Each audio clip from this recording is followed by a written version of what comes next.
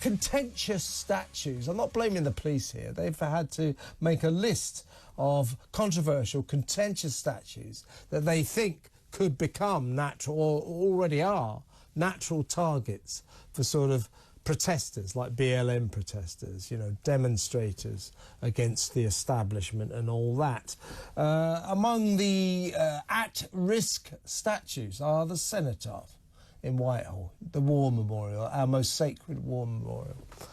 Also, statues of Winston Churchill are listed as contentious. So contentious that there are calls to pull one of the statues of Winston Churchill down in order to not attract any more attention from angry demonstrators. We've seen these sacred statues. These are statues of our national heroes. The Cenotaph is a memorial to our brave fellow citizens who, through history, have laid down their life for their country. There's no greater sacrifice. It's a very sacred monument, and it's being listed as contentious. You know, and they might have to cover it up because protesters will target it. Same for Winston Churchill, our greatest national hero. But talking about pulling the statue down because protesters will demonstrate there and deface it, and they don't want that kind of trouble. I mean, what is the country coming to? You know, all of these statues, of course, are listed as contentious because they are prone to attack because of their links to war, imperialism, and, of course, drumroll, slavery. This has got to stop, hasn't it? It's really disrespectful, I think. Let's talk to historian, broadcaster, senior fellow at the New Culture Forum, Rafe Heydel-Mankoo. Good evening, Rafe. Evening, good to be with you. Thank you for joining us. I mean, am I wrong to be angry about this? You know, that, as I say, I'm not blaming the police. It's not their fault. But, you know, there's talk of even pulling down statues of our greatest national hero, Winston Churchill, because it's contentious and it will attract the fury of, you know, woke protesters. Also, the Cenotaph, our most sacred memorial to the people of this country who have made the ultimate sacrifice and laid down their life for their country. This is being listed as a sort of dangerous, at-risk monument because of its associations with war and imperialism, allegedly. We've got to stand up for these statues, haven't we, Rafe? Absolutely. You know, I mean, I'm very much a child of empire, but I joined the International Churchill Society when I was 12 years of age, later served on its board of directors. But let me just take, yeah, you're quite right to say that we shouldn't blame the police. They need to have these sorts of lists. It's important. But the woke rot has set in there by their use of this word contentious. Yeah.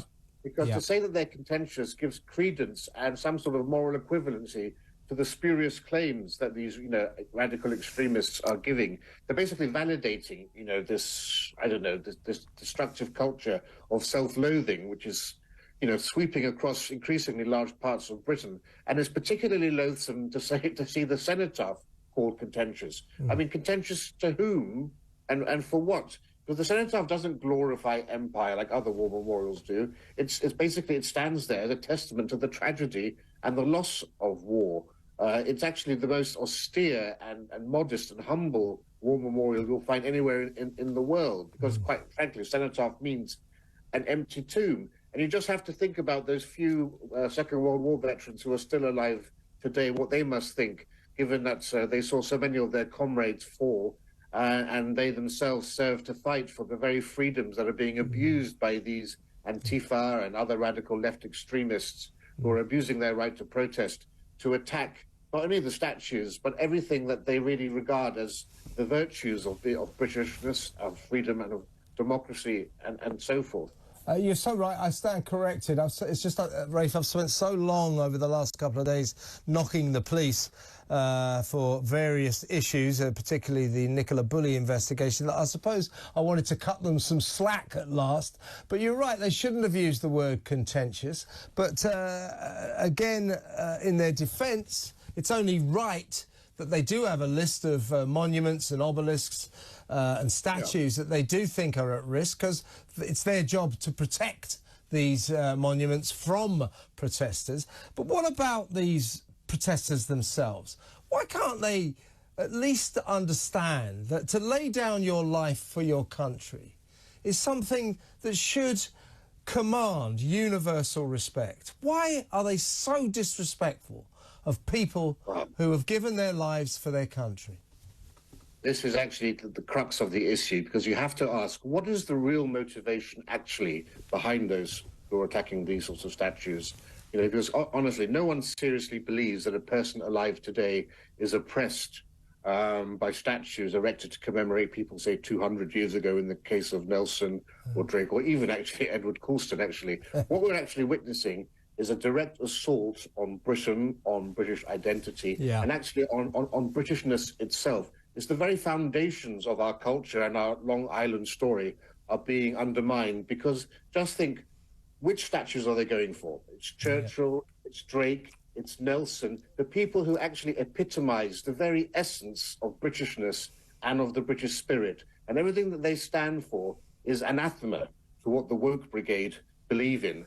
And we have to realise that this is a real culture war that we're engaged in. And it's time that we recognise the threat to our culture and that we fought back vigorously and unapologetically, I would say, defend and celebrate our culture and our identity. Because at the end of the day, what is a civilization? Civilizations come and go, but their lasting legacy are their monuments, their statues, their philosophy, their literature.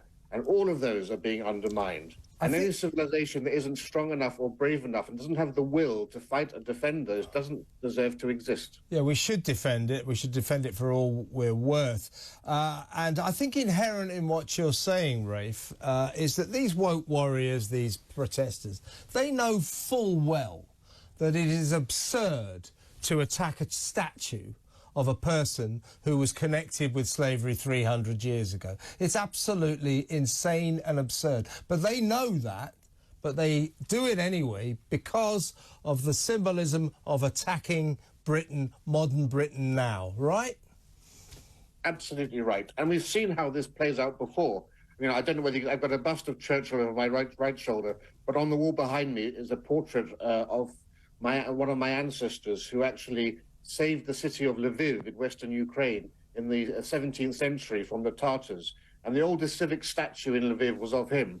And the first thing that happened when the Soviets, the communists, took over control and they fell behind the Iron Curtain was to remove that statue. And all over Central and Eastern Europe, we saw the same thing. Statues were being pulled down, history was being rewritten, national figures were being erased from the collective memory. Why? Because any movement that is cleaving to an ideology wants to erase the past and refashion society by these new values, by this new ideology. And what was the first thing that happened with the collapse of communism? The peoples of Central and Eastern Europe restored their national symbols, their flags, their coats of arms, their statues, their traditions. And, you know, you don't require an army today to have a cultural revolution. You've seen this gradual taking over of our institutions. You don't have to fly red flags from buildings today to have a cultural revolution. The institutions we have are in the same buildings, but the people who are in at the high levels of our galleries, be it the Wellcome Trust to the National Gallery to the Science Museum, are very different from the people who founded those institutions.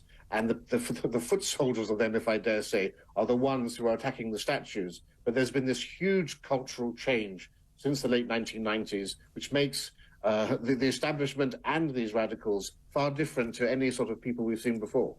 Rafe, I'm tempted to say it could have been me talking, but actually it couldn't have been, because you've expressed exactly what I think, only far more articulately than I could manage. Fantastic to talk to you. Thank you very much. That's Rafe Heydel-Mankoo, historian, broadcaster and senior fellow at the New Culture Forum. What do you think about this? You know, are we really thinking of pulling down Winston Churchill's statue because it's contentious? Are we really going to cover up the Cenotaph because these woke warriors are going to deface it? We've got to make a stand, haven't we? We've got to stand for our national heroes like Winston Churchill. We've got to stand up for them. And we've got to stand up for the people the heroes who laid down their lives for their country. There is no greater sacrifice. There is nothing that deserves more respect. And we've got to show those people respect, and we've got to stop these woke warriors attacking our statues and our memorials right now. I'm Kevin O'Sullivan. This is Talk TV live from the Talk Radio studios.